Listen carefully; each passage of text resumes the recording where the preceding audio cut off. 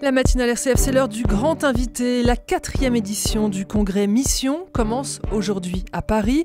Pendant 3 jours, des catholiques vont échanger, prier et se former.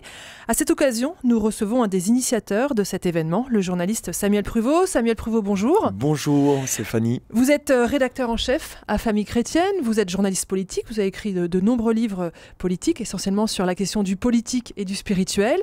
Vous êtes aussi membre d'une communauté chrétienne qui s'appelle Aïn Carême. Alors que les catholiques n'ont jamais été autant déprimés en ce moment, abasourdis par l'ampleur des scandales de pédophilie qui touchent les églises, vous, avec vos amis, vous organisez un grand rassemblement pour redire, grosso modo, que hors de l'église, point de salut. Comment vous faites ? Alors c'est vrai que c'est contradictoire, il y a un peu un choc thermique, c'est comme si les catholiques en France et en Occident étaient pris par une vague de refroidissement et nous on a l'impression de sortir au maillot de bain, on se dit bon bah là c'est sûr que ceux-là ils vont attraper froid. Mais notre intuition fondamentale c'est que en fait l'Église a été fondée par Jésus-Christ pour faire connaître son nom et donc c'est ça qui l'a fait vivre, c'est ça qui lui donne la santé. Et Stéphanie, réfléchissez une minute, en fait toute la déprime dont vous parlez, toute la maladie dont nous souffrons, c'est justement que ce corps qui est l'Église, il lui arrive de faire autre chose que d'annoncer Jésus-Christ. Alors là, ce dont vous parlez, c'est sans doute aussi les abus sexuels dans l'Église, les crimes de pédophilie.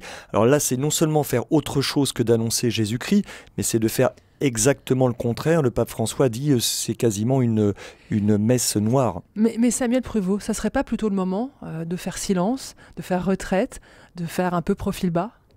Non, je pense que vraiment le service que nous avons à rendre carrément en fait à l'humanité, c'est de lui donner cette joyeuse nouvelle de l'Évangile. Et il y a un temps pour tout, c'est vrai qu'il y a un temps pour se taire et il y a un temps pour parler. Et depuis que notre conviction en fait profonde, elle est tellement simple que j'ose pas tellement la répéter ce matin au micro, mais depuis que Jésus est ressuscité, nous sommes entrés dans des temps nouveaux. Et il n'est plus temps de se taire, mais de parler. Alors attention, cette parole, c'est pas une parole, comment dire, elle n'est bien sûr ni violente ni intempestive, c'est une parole de salut, de consolation, de salutation, de bénédiction. Et cette parole, en fait, il faut absolument la dire. Et nous sommes conscients qu'elle est peut-être encore plus difficile à porter quand toute l'institution croule sous le poids, il faut appeler les choses par son nom, hein, le poids de ses fautes, le poids de ses péchés, et je crois qu'il n'y a pas d'autre mot. Samuel Pruvot, vous pensez qu'aujourd'hui, là, en fin septembre 2018, la société, et la société française en particulier, est prête à vous écouter ? Paradoxalement, je pense que oui, je voudrais me fonder en fait sur des expériences assez de terrain en fait assez simples. Vous savez sans doute que les catholiques pratiquants en France sont devenus une extrême minorité. Les sociologues disent moins de 5%. Et en fait, l'homme reste religieux et les Français, dans leur très grande majorité, en fait, sont des gens tout à fait religieux, qui cherchent au moins quelque chose. Et dans nos expériences de mission, notamment l'été, dans diverses régions de France, il est très rare de rencontrer une opposition frontale. Des gens qui nous disent « nous ne voulons pas entendre parler ni du pape, ni de l'évangile, ni de Jésus-Christ ». Au pire, il y a une indifférence, et ça c'est pas facile à vaincre, mais il y a toujours de l'intérêt. Bien sûr pas pour l'institution qu'est l'Église, et entre nous, Stéphanie, elle n'a aucun intérêt cette institution. L'intérêt de l'Église, c'est ce qu'elle porte en elle-même, c'est son cœur, c'est Jésus-Christ. Si on enlève le cœur à l'Église, je vais être très dur, il ne reste qu'un cadavre. Samuel Pruvot, vous êtes très présent avec le Congrès Mission sur les réseaux sociaux. On va écouter un extrait d'une vidéo que vous diffusez. Rassemblés, unifiés, venus de la France entière, réunis, tous unis pour ne faire qu'un, autour d'un seul. Il nous a tout donné, et pour notre salut, il s'est donné lui-même. Par amour, il nous a relevés. Pour l'amour, il nous a envoyés. Samuel Pruvot, qu'est-ce qui va se passer pendant 3 jours ? Il va se passer beaucoup de choses. Alors d'abord, l'événement il est conçu un peu, les auditeurs doivent connaître ça par cœur, un peu comme le salon de l'agriculture. C'est-à-dire qu'il Alors, il est possible... On va pas pouvoir tâter des vaches, hein. Alors, mais pas loin quand même. Parce que l'idée, en fait, c'est d'avoir beaucoup d'interlocuteurs et de mettre les gens en réseau. Donc, il y a beaucoup plus de choses à voir et à entendre qu'il est possible de faire. Concrètement, il y a 150 ateliers. Personne ne pourra assister aux 150 ateliers, même si nous faisons une captation vidéo, etc. Mais donc, il y a une sorte de profusion. Il y a des ateliers, il y a des tables rondes, il y a 16 tables rondes sur des défis missionnaires. Personnellement, j'anime une table ronde sur justement les abus sexuels et la capacité ou pas de pouvoir témoigner de Jésus-Christ dans ce contexte-là. J'anime aussi, par exemple, une table ronde sur l'islam. Est-ce que d'annoncer Jésus-Christ de façon simple et directe en France, est-ce que ça va nuire à nos relations avec nos amis musulmans ou pas ? Donc des tables rondes, des ateliers, des grands moments de veillée, de prière ensemble. Nous serons probablement au moins de 2500. Alors, vous attendez 2500 personnes ? Voilà, les chiffres sont... En vérité, je pense que les chiffres ne sont pas si importants que ça, mais ça montre au moins qu'il y a une attente, une prise de conscience en France sur la nécessité que ces mouvements missionnaires se rejoignent. Et puis, pour terminer de répondre à votre question, il y a aussi des façons très simples de participer, ne serait-ce que quelques minutes, à une expérience de mission dans la rue à Paris. Alors, ça aura lieu à Saint-Sulpice, près de Montparnasse, dans le quartier de l'Odéon, et tout simplement de faire l'expérience d'aller dire bonjour à des inconnus et de leur dire combien Jésus-Christ est un personnage tellement formidable que nous pensons et nous croyons qu'il est notre sauveur. Samuel Pruvot, au début, en 2015, quand vous avez commencé à cette première édition du Congrès Mission, vous étiez une bande d'amis autour de certains mouvements d'église. Aujourd'hui, on peut dire presque tous les mouvements d'église vous ont rejoint, c'est ça ? Alors, c'est beaucoup plus, pas tous, mais quand même... Oui, et pour nous, c'est une grande cause de joie parce que, pour vous dire les choses très directement, ce qui serait terrible, c'est de faire croire que la mission se réservait à une tranche d'âge. Bon, on aurait entre 18 et 25 ans, on serait jeune professionnel étudiant, on aurait la force... Plutôt venu de milieux aisés ? Exactement, on peut effectivement rajouter cette catégorie-là, et là on pourrait être missionnaire. Et j'en rajoute encore une autre couche, bon, il faut être un peu charismatique, lever les mains, jouer de la guitare ou du synthé. Mais ça c'était peut-être ce qui s'est passé en 2015, aujourd'hui c'est tout autre ? Alors, vous avez réussi à passer le pas ? Alors voilà, déjà en 2015 c'était déjà un petit peu différent, mais là on a vraiment franchi le pas, parce que vraiment l'idée est de montrer que, en fait, dès que nous recevons le baptême, nous devenons missionnaires, quel que soit notre état de vie, notre âge, notre condition sociale. Et donc, il n'y a pas de spécialiste de la mission. Mais comment vous avez fait pour rejoindre des mouvements d'église qui, au début, n'étaient pas forcément les plus proches de vous ? Il y a un sentiment d'urgence partagée ? Je pense que le mot que vous venez d'employer est exactement le bon.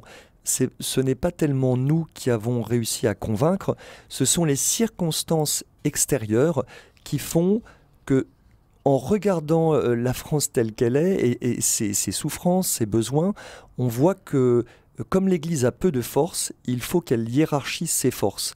Et sans doute qu'il faut mettre le paquet sur la mission entre nous, qui est donc sa raison d'être première. On va bientôt avoir une magnifique cérémonie à Rome avec Paul VI. Paul VI avait fait une petite encyclique toute belle, magnifique, une perle, qui s'appelle justement Evangelii Nunciandi. L'Église n'est faite que pour annoncer Jésus-Christ. Samuel Pruvot, comment proposer explicitement la foi dans toutes les réalités de notre pays ? C'est un peu le cœur de ce rassemblement, de ce congrès mission. C'est un appel à la conversion ? Alors, c'est ça que j'ai oublié de vous dire tout à l'heure et j'en suis un peu confus. Vous avez tout à fait raison, c'est un appel à la conversion. Vu l'époque où nous vivons, où c'est l'Église elle-même qui doit s'interroger, qui doit se mettre à genoux, qui doit pleurer, qui doit demander pardon. En tout cas, c'est ce que le pape demande. En fait, on ne peut pas être crédible sans nous-mêmes au moins commencer à se convertir. Et en fait, c'est ce que je voulais dire avec amitié à nos auditeurs. C'est exactement le contraire d'une image d'une croisade où nous serions forts de nos convictions pour les asséner sur la tête des autres. C'est pas le retour du catholicisme triomphant. Non, c'est plutôt c'est pas un catholicisme misérable, mais c'est un catholicisme humble, avec les pieds nus, avec l'image de Jésus qui rentre à Jérusalem, certes acclamé, mais sur un tout petit âne.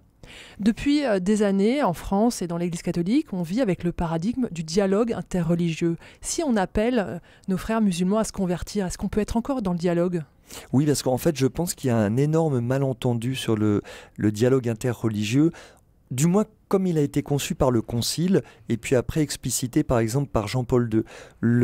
Le dialogue interreligieux, c'est un dialogue d'amitié, de connaissance, donc qui demande de la durée, de l'authenticité, mais c'est aussi un dialogue qui comporte une annonce. C'est-à-dire qu'on ne peut pas dialoguer en faisant semblant de croire que nos amis musulmans ne mettent pas leur révérence et leur foi dans le Coran, et comme si nous ne mettions pas notre foi en Jésus-Christ Sauveur. En fait, il n'y a pas de dialogue dès lors que l'on nie l'identité, la culture de l'autre. En fait, c'est assez basique. Donc il n'y a pas d'appel à se convertir. Ah si, c'est un appel à se convertir soi, mais pas forcément à convertir l'autre. En fait, nous-mêmes, on n'est pas capable de convertir l'autre, c'est vraiment la grâce de Dieu qui convertit l'autre. Mais l'idée, en fait, c'est si, dans un dialogue, chacun cherche humblement et vraiment la vérité.